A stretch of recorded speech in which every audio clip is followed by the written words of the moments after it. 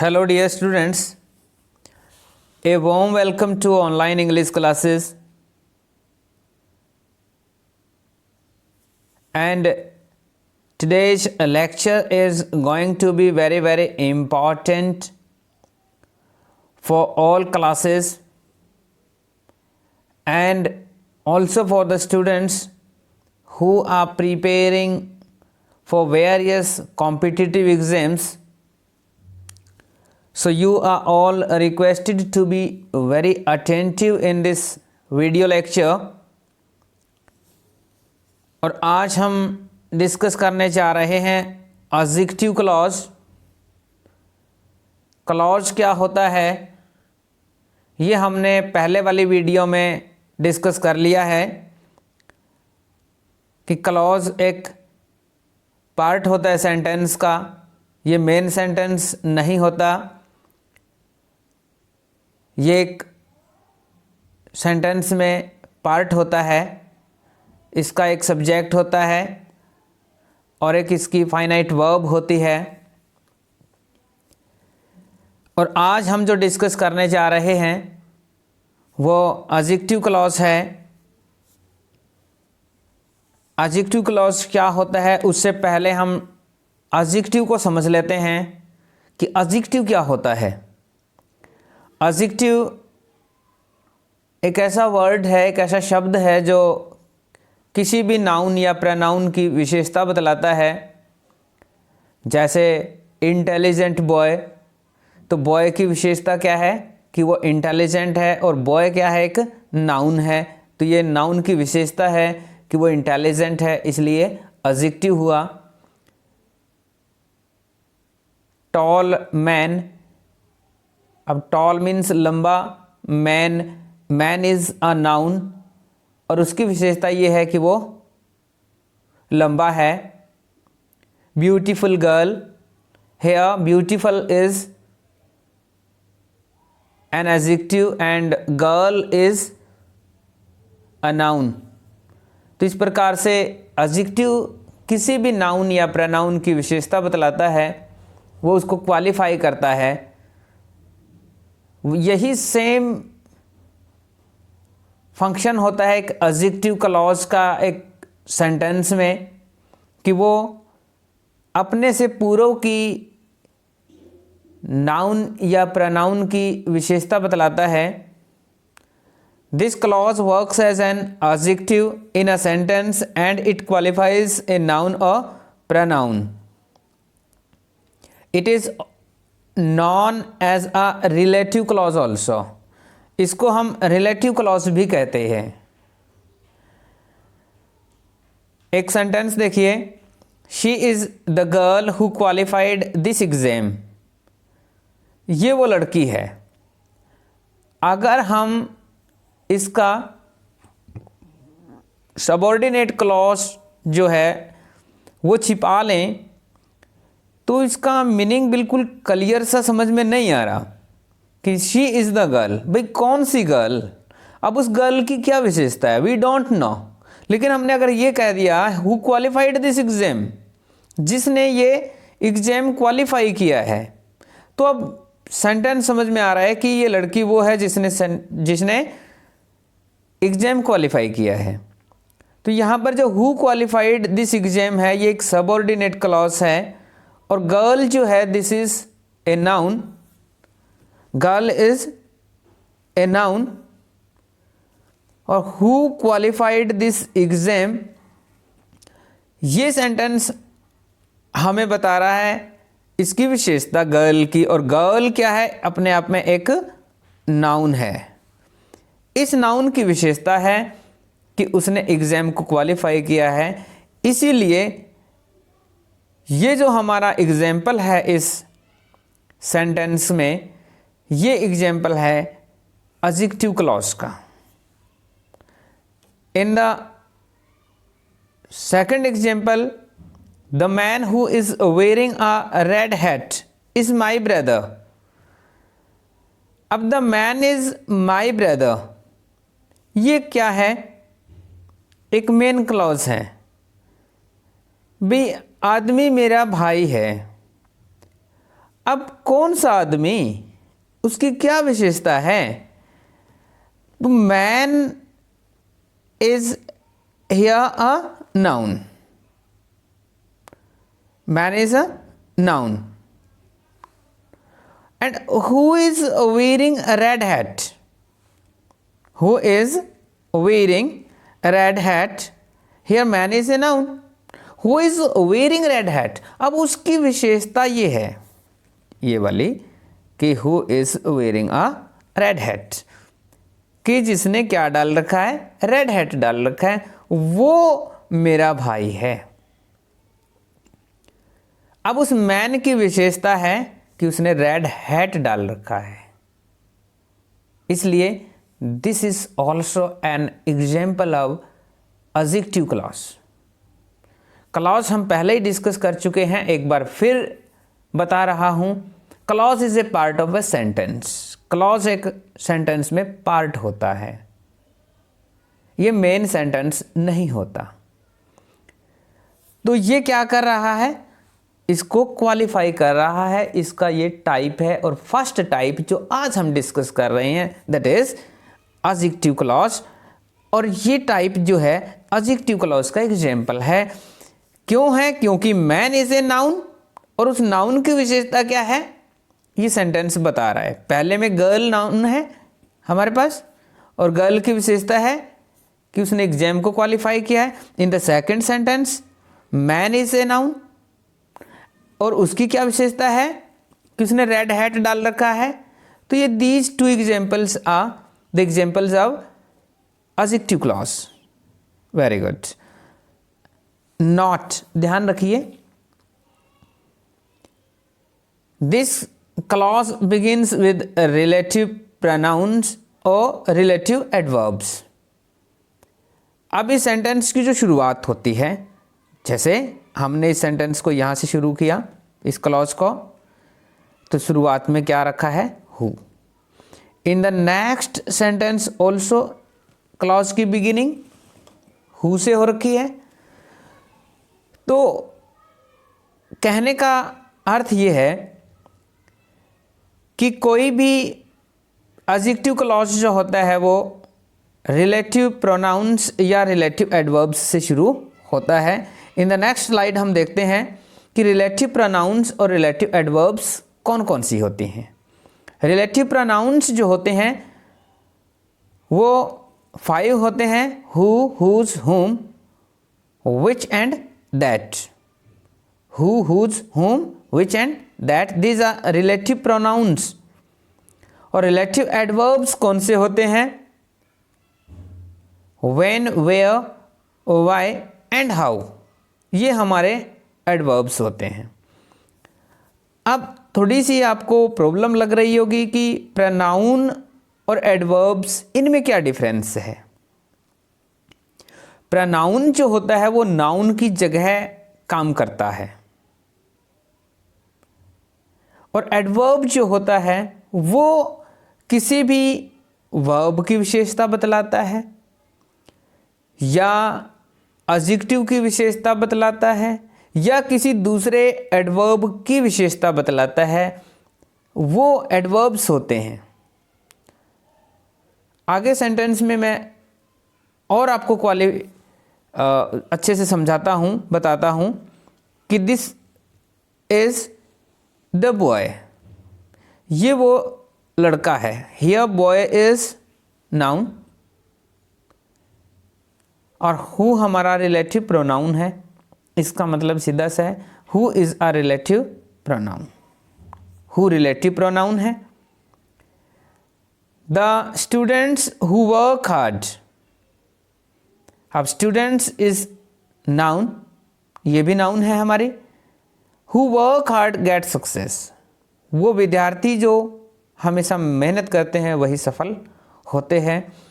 तो ये क्या है, who is pronoun. In the third sentence this is the reason, अब reason is also noun. Why I did not attend the party, here why क्या है, why is a relative adverb, क्योंकि ये pronoun नहीं है, ये एडवर्ब है, pronoun नहीं है। Now the difference. अब आपको डिफरेंस समझ में पक्का आना चाहिए कि relative adverbs are used in relative clause and adverb clause also. दोनों में प्रयोग होता है रिलेटिव एडवर्ब का, क्योंकि एडवर्ब क्लॉज में तो मेन फंक्शन करना ही करना होता है इनको, और रिलेटिव क्लॉज में भी एडवर्ब्स का प्रयोग किया जाता है। लेकिन थोड़ा सा अंतर है, आप बड़ी इजीली समझ जाएंगे। थोड़ा ध्यान से इस सेंटेंस को सुनिए कि रिलेटिव क्लॉज कौन सा होता है? When there is a noun just before the relative adverb, it's a relative clause। जब रिलेटिव क्लॉज के बिल्कुल पहले नाउन यूज कर रखी हो, यानी हमने किए थे हु, हुज, हुम, विच और दैट, और रिलेटिव एडवर्ब में हमने किए थे वेयर, व्हेन, व्हाई। तो अगर देखो बिल्कुल क्लॉज के सामने पहले आपको नाउन दे रखी है तो ये एडजेक्टिव क्लॉज हो जाएगा। अगर इसके सामने वर्ब दे रखी है तो ये क्या हो जाएगा? एडवर्ब क्लॉज हो जाएगा। एक सेंटेंस देखिए, बिल्कुल समझ में आ जाएगा। I know the place, the place, place is here noun, और वेयर क्या है? रिलेटिव एडवर्ब है। अब रिलेटिव एडवर्ब होते हुए भी ये क्या बना रहा है? रिलेटिव क्लॉज बना रहा है, एडवर्ब क्लॉज नहीं बना रहा है। कंफ्यूज होने की जरूरत नहीं है। रिलेटिव एडवर्ब क्या होती है और रिलेटिव प्रोनाउन क्या होते हैं ये हमने देख लिया। अब हमने ये देखना है कि क्या रिलेटिव एडवर्ब से पहले क्या है? प्रोनाउन या नाउन है, तो क्या हो जाएगा? रिलेटिव क्लॉज हो जाएगा, यानी एडजेक्टिव क्लॉज हो जाएगा। और अगर उससे पहले वर्ब है तो वो एडवर्ब क्लॉज हो जाएगा। देखिए in the second sentence, but when there is a verb just before the relative adverb, it is an adverb clause. तो ये एडवर्ब क्लॉज हो जाएगा। I know where they meet, here know is a verb, it is a verb. Verb से, verb के बाद में क्या रखा है? वेयर का यूज हो रखा है, और वेयर जो है हमारा रिलेटिव एडवर्ब है जो प्लेस को बताता है। अब यहां पर प्लेस नहीं है, यहां सिर्फ वर्ब है नो, इसलिए ये क्या है? एडवर्ब क्लॉज है। ब्रैकेट में जो लिखा हुआ है ध्यान से देखो, this is adverb clause because know is a verb. Know एक वर्ब है used before relative adverb where, इसलिए ये एडवर्ब क्लॉज है। नो से बाद का where they meet. In the next slide, types of an adjective clause.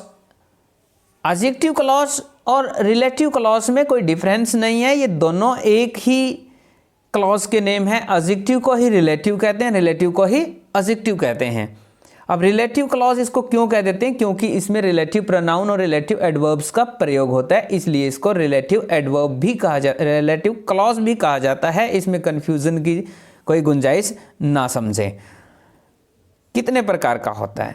An adjective और relative clause is of 3 types. ये 3 टाइप का होता है। अक्सर आप अपनी बुक्स में देखेंगे कॉम्पिटिटिव एग्जाम की कि ये 2 टाइप का होता है, लेकिन एक थर्ड टाइप भी होता है, हम डिस्कस करेंगे one by one.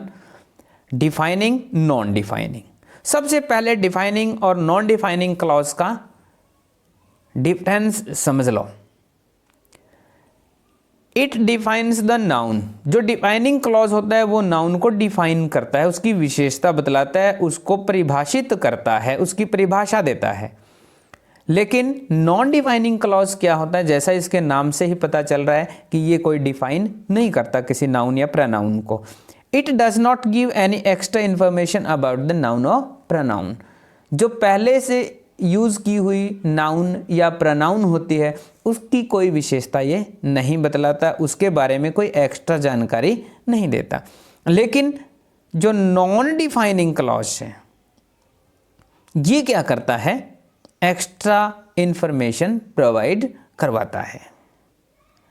It is not separated by comma. ये सबसे आसान समझने वाला अंतर है कि जो डिफाइनिंग क्लॉज होता है इसमें कोई कॉमा या पंक्चुएशन मार्क का प्रयोग नहीं किया जाता, लेकिन एडजेक्टिव क्लॉज जो नॉन डिफाइनिंग होता है ये कॉमा से अलग करके दिखाया जाता है। एग्जाम्पल्स देखेंगे। थर्ड जो टाइप है हमारा that is contact clause, third one type जो बहुत सी किताबों में नहीं दिया हुआ होता। अब कॉन्टेक्ट क्लॉज क्या होता है? एक clause when there is no use of any relative pronoun और रिलेटिव एडवर्ब्स। हमने पहले देखा रिलेटिव प्रोनाउन का भी यूज हो रखा है, रिलेटिव एडवर्ब का यूज हो रखा है, यानी who, whose, whom, which, that, why, where, when, इनका प्रयोग होता है। लेकिन कई बार क्या होता है इनका प्रयोग नहीं होता। जब इनका प्रयोग नहीं होता किसी भी कंजंक्शन का तो इसका मतलब वो क्लॉज कौन सा होगा?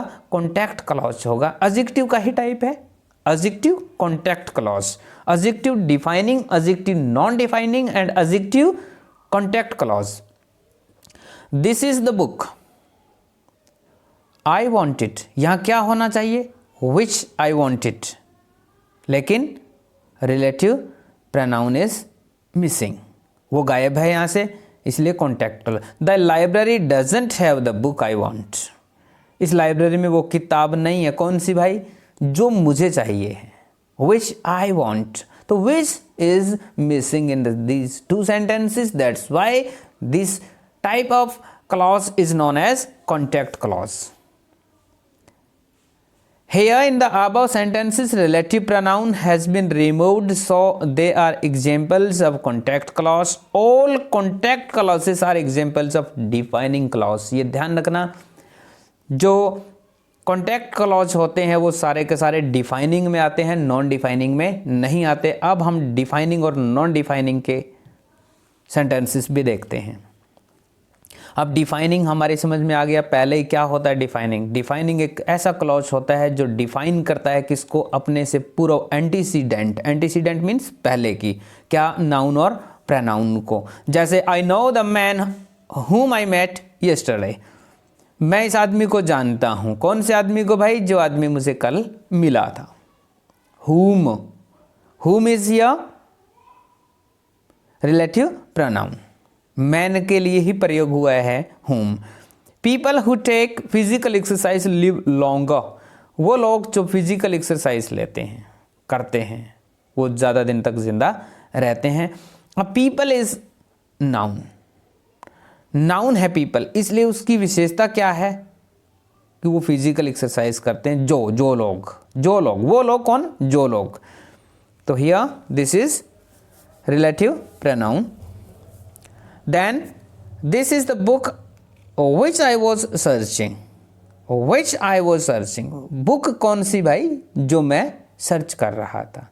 I have a lamb whose fleece is white, whose pronoun का यूज हो रखा है। I like people who smile a lot, मैं उन लोगों को ज़्यादा पसंद करता हूँ जो लोग ज़्यादा हंसते हैं। अब कौन से लोग भाई? जो ज़्यादा हंसते हैं, उन लोगों की विशेषता है कि जो हंसते हैं। तो दिस इज डिफाइनिंग रिलेटिव या defining adjective clause. Next non defining relative या नॉन डिफाइनिंग एडजेक्टिव क्लॉज क्या होता है? This clause provides extra information about the antecedent noun और प्रोनाउन। ये नाउन या प्रोनाउन की क्या करता है? एक्स्ट्रा इंफॉर्मेशन देता है। और एक चीज़ और, हमने डिफाइनिंग और नॉन डिफाइनिंग का जब डिफरेंस हम कर रहे थे तब हमारे को एक चीज़ देखने में और आई कि ये कोमा से अलग किया हुआ होता है। जैसे देखिए सुरेश, आगे क्या लगा दिया? Comma. Who is my friend, then once again comma has been used. Suresh who is my friend came yesterday, Suresh came yesterday. हम इसको ऐसे भी कर सकते हैं, सुरेश कल आया था। लेकिन उसकी एक्स्ट्रा इंफॉर्मेशन क्या है? वो ये है हु इज़ माई फ्रेंड, जो मेरा दोस्त है। अब सुरेश कौन है? उसका दोस्त है। इसके अगर हम इस क्लॉज को हटा लें, हु इज़ माई फ्रेंड, तो इस सेंटेंस के मीनिंग पे कोई अंतर नहीं पड़ने वाला कि सुरेश केम यस्टरडे, सुरेश कल आया था, ये अपने आप में कंप्लीट मीनिंग दे रहा है। लेकिन हु इज़ माई फ्रेंड वो सुरेश की एक्स्ट्रा इंफॉर्मेशन है, इसीलिए इसको क्या कहा जाता है, नॉन डिफाइनिंग। ये सुरेश को डिफाइन नहीं कर रहा है, ये सिर्फ सुरेश के बारे में क्या दे रहा है, एक्स्ट्रा इंफॉर्मेशन दे रहा है। Dear students, once again I am telling you that this is a very very important topic. Be very careful and attentive in this video lecture. Next, once again we are going to discuss its another example. Leela, comma है, who is wearing red sari is my sister. अब हम ये भी कह सकते हैं लीला is my sister, complete है sentence, meaning complete है इसका, लेकिन एक्स्ट्रा इंफॉर्मेशन ये है कि उसने लाल रंग की साड़ी डाल रखी है। Dipesh who helped you is from France, वो Dipesh is from France, complete meaning है कि दीपेश कहाँ से है, फ्रांस से है। लेकिन एक्स्ट्रा इन्फॉर्मेशन क्या है, एक्स्ट्रा इन्फॉर्मेशन ये है कि दीपेश जिसने तेरी मदद करी है, दिनेश जिसने आपकी मदद की है वो फ्रांस से है, दिनेश की एक्स्ट्रा इन्फॉर्मेशन है ये। नॉट, ध्यान रखें इस बात का, in most of the cases the noun used in non defining clauses is proper. Noun जो हम यूज करते हैं लगभग नॉन डिफाइनिंग में वो प्रॉपर नाउन होती है। दूसरी चीज, it is separated by comma before and after the clause.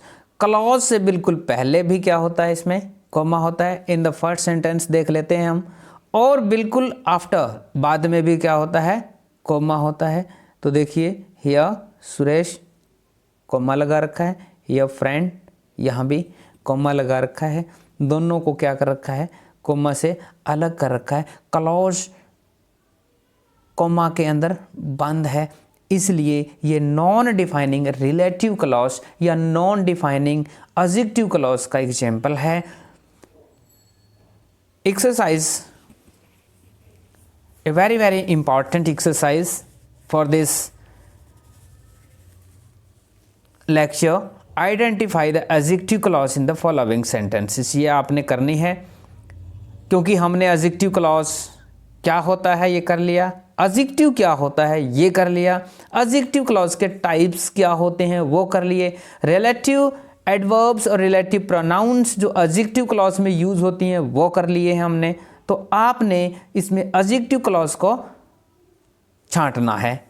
देखिए, the man who gave you this book is my friend. The man who gave you this book is my friend. तो यहाँ ये देखना आपने कि कौन सा पार्ट एडजेक्टिव क्लॉज है। Do you know the reason why she came late today? Third sentence, this is the place where she lives. Fourth sentence, return the book which I gave you yesterday. Sentence number 5, did you like the movie which we saw last night?